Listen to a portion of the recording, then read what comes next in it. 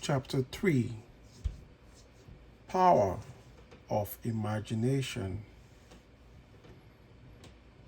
And ye shall know the truth, and the truth shall make you free.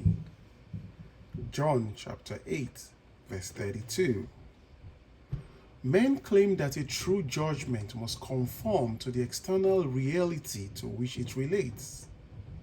This means that if I, while imprisoned, suggest to myself that I am free and succeed in believing that I am free, it is true that I believe in my freedom, but it does not follow that I am free, for I may be the victim of illusion. But because of my own experiences, I have come to believe in so many strange things that I see little reason to doubt the truth of things that are beyond my experience. The ancient teachers warned us not to judge from appearances, because, said they, the truth need not conform to the external reality to which it relates. They claim that we bore false witness if we imagined evil against another, that no matter how real our belief appears to be, how truly it conforms to the external reality to which it relates, if it does not make free the one of whom we hold the belief, it is untrue and therefore a false judgment. We are called upon to deny the evidence of our senses and to imagine as true of our neighbor that which will make him free. You shall know the truth, and the truth shall make you free. To know the truth of our neighbor, we must assume that he is already that which he desires to be. Any concept we hold of another that is short of his desired state or of his fulfilled desire will not make him free, and therefore cannot be the truth. Instead of learning my craft in schools where attending courses and seminars is considered a substitute for self-acquired knowledge, my schooling was devoted almost exclusively to the power of imagination. I stayed for hours imagining myself to be other than that which my reason and my senses dictated, until the imagined states were vivid as reality, so vivid that passerby became but a part of my imagination and acted as I would have them. By the power of imagination, my fantasy led theirs and dictated to them their behavior and the discourse they held together while I was identified with my imagined state. Man's imagination is the man himself, and the world as imagination sees it is the real world. But it is our duty to imagine all that is lovely and of good report. See Philippians chapter 4, verse 8. Quote, "For the Lord seeth not as man seeth. For man looketh on the outward appearance, but the Lord looketh on the heart." See 1 Samuel 16, verse 7. Quote, "As a man thinketh in his heart, so is he." Proverbs 23, verse 7.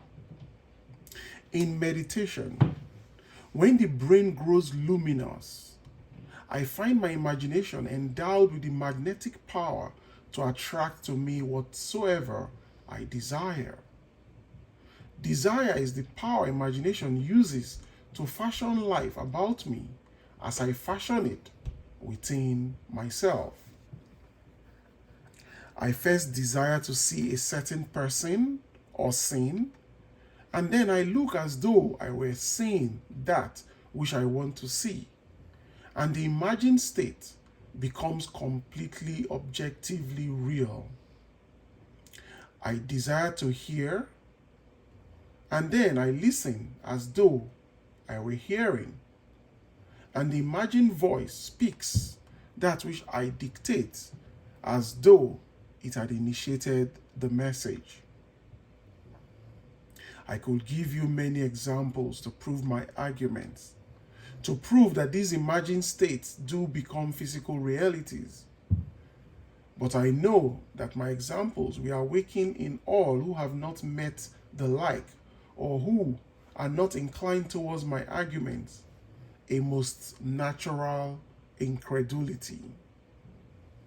Nevertheless, experience has convinced me of the truth of the statement, quote, "He calleth those things which be not as though they were." Romans chapter 4, verse 17.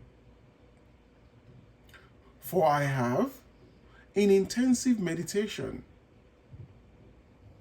called things that were not seen as though they were.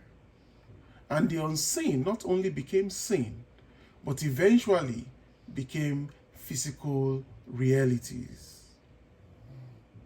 By this method, first desiring and then imagining that we are experiencing that which we desire to experience, we can mold the future in harmony with our desire. But let us follow the advice of the prophet and think only the lovely and the good. For the imagination waits on us as indifferently and as swiftly when our nature is evil as when it is good. From us spring forth good and evil. Quote, "I have set before thee this day life and good, and death and evil." See Deuteronomy chapter 30, verse 15. Desire and imagination are the enchanter's wand of fable, and they draw to themselves their own affinities. They break forth best when the mind is in a state akin to sleep. I have written with some care and detail the method I use to enter the dimensionally larger world. But I shall give one more formula for opening the door of the larger world. Quote, "In a dream, in a vision of the night, when deep sleep falleth upon men, in slumberings upon the bed, then he openeth the ears of men and sealeth their instruction." Job 33, verse 15 and 16. In a dream or in dream, we are usually the servant of our vision rather than its master. But the internal fantasy of dream can be turned into an external reality. In dream, as in meditation, we slip from this world into a dimensionally larger world. And I know that the forms in dream are not flat two-dimensional images, which modern psychologists believe them to be. They are substantial realities of the dimensionally larger world, and I can lay hold on them. I have discovered that if I surprise myself dreaming, I can lay hold of any inanimate or stationary form of the dream.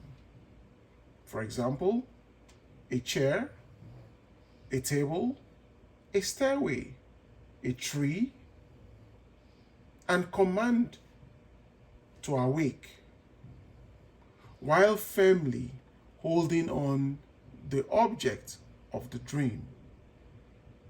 I am pulled through myself with a distinct feeling of awakening from the dream. I awaken in another sphere, holding the object of my dream, to find that I am no longer the servant of my vision, but its master. For I am fully conscious and in control of the movements of my attention. It is in this fully conscious state, when we are in control of the direction of thought, that we call things that are not seen as though they were. In this state, we call things by wishing and assuming the feeling of our wish fulfilled.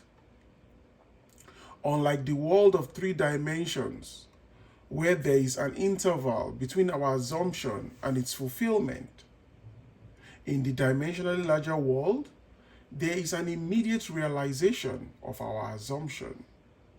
The external reality instantly mirrors our assumption.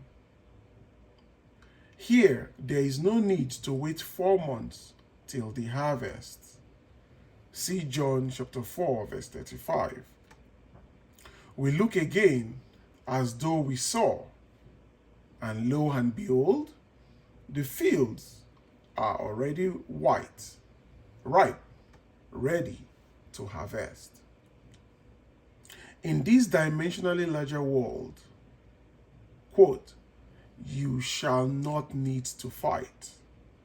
Set yourselves, stand ye still, and see the salvation of the Lord with you. 2 Chronicles chapter 20, verse 17.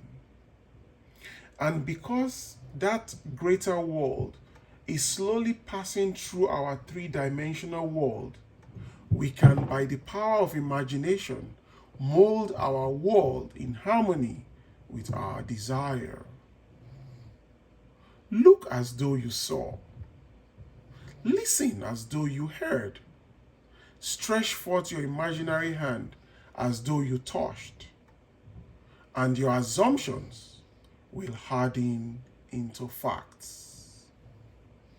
To those who believe that a true judgment must conform to the external reality to which it relates, this will be foolishness and a stumbling block. See 1 Corinthians 1, verse 23. But I preach and practice the fixing in consciousness of that which man desires to realize. Experience convinces me that fixed attitudes of mind which do not conform to the external reality to which they relate, and are therefore called imaginary, that is, quote, things which are not, end quote, will nevertheless, quote, bring to naught things that are, end quote. 1 Corinthians chapter 1, verse 28. I do not wish to write a book of wonders, but rather to turn man's mind back to the one and only reality that the ancient teachers worshipped as God.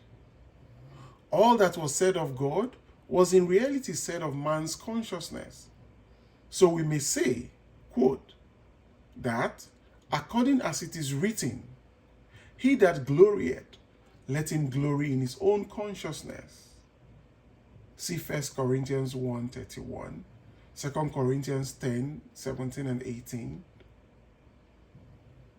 But let him that glorieth glory in this, that he understandeth and knoweth me, that I am the Lord which exercise loving kindness, judgment, and righteousness in the earth. End quote. Jeremiah chapter 9, verse 24. No man needs help to direct him in the application of this law of consciousness. Quote, I am, end quote, is the self-definition of the absolute, the root out of which everything grows. Quote, I am the vine. John chapter 15, verse 1 and 5. What is your answer to the eternal question? Quote, who am I? Who am I? Your answer determines the part you will play in this world's drama. Your answer, that is, your concept of self, need not conform to the external reality to which it relates. This truth is revealed in the statement, quote, let the weak say, I am strong. See Joel chapter 3, verse 10. Look back over the good resolutions with which many past New Years are encumbered. They lived a little while and then they died. Why? Because they were severed from their roots. Assume that you are that which you want to be. Experience in imagination what you would experience in the flesh were you already that which you want to be. Remain faithful to your assumption so that you define yourself as that which you have assumed. Things have no life if they are severed from their roots, and our consciousness, our I amness, is the root of all that springs in our world. Quote, if we believe not that I am he, ye shall die in your sins.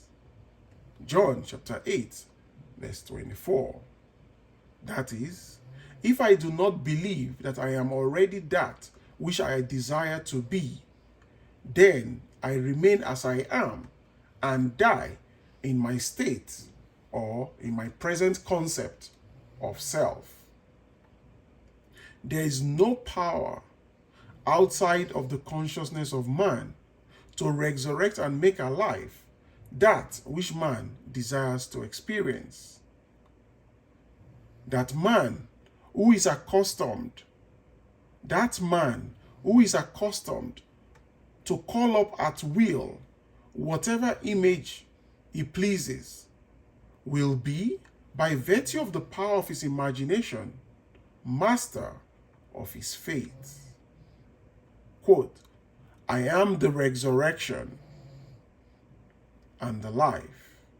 He that believeth in me, though he were dead, yet shall he live. John chapter 11, verse 25. Quote, ye shall know the truth, and the truth shall make you free. John chapter 8, verse 32.